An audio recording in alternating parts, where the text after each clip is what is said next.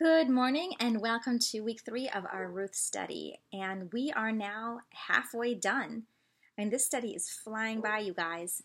So we begin this week in chapter 3, and it is guessed that a few weeks have gone by between the end of chapter 2 and the beginning of chapter 3.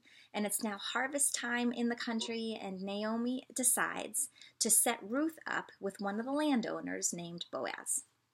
And we see in verse 1 that there is real affection between Naomi and Ruth. We see this when Naomi addresses Ruth as daughter, which means that, she truly cared for Ruth like a mother cares for her daughter, and that she has taken it on herself to secure for Ruth a good future. Now, things do get a little weird when we read about how Ruth is supposed to go about getting Boaz's attention. So first, Ruth is supposed to take a bath and put on some perfume and some fresh clothes. And that's all fine and good, right? That's normal. You don't want to be stinky. But then she is to go to the field where Boaz is working, and she's supposed to wait for him. And she's supposed to wait till he's done working, till he's done eating and drinking, and she's supposed to watch where he lays down for the night without him knowing that she is there. And that seems a little bit creeper-like, right? Kind of like she's stalking him. And then lastly, Ruth is to uncover his feet, and she is supposed to lay down with him. And this also seems really strange and somewhat inappropriate. As a matter of fact, some believe that Naomi's suggestion is overtly sexual. It is believed that prostitutes would act in this way. But this interpretation really goes against what we know of both Naomi and Ruth's characters, and the praise that Boaz gives Ruth for her actions later on in the chapter. I think it's down in verse 10. So instead, Ruth's actions really express a desire for protection, right, to be cared for. And the idea of marriage would have been obvious. It would have been an obvious way of receiving this protection. So it's almost like, it definitely is bold, right? It's almost like a marriage proposal in a sense. Sure, Naomi's idea certainly is a bit delicate, and it could have resulted in Boaz misinterpreting what Ruth was doing.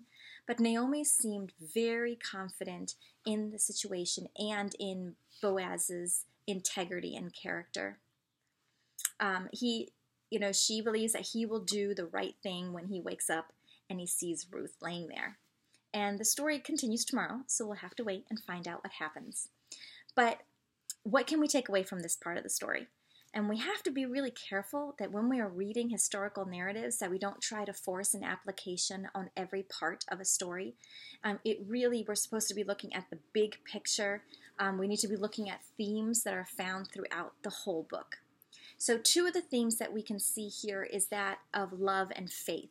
Right? Naomi's faith in God seems to have gotten stronger since the beginning of the story, where she was just wrecked, right? She had experienced so much loss, and she was really struggling.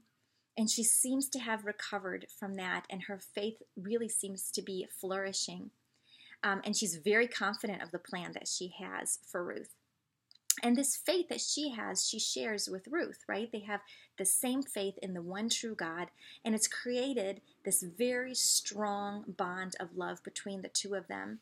Naomi really does, from the bottom of her heart, want to see Ruth taken care of, and she's willing to do all that she can to help.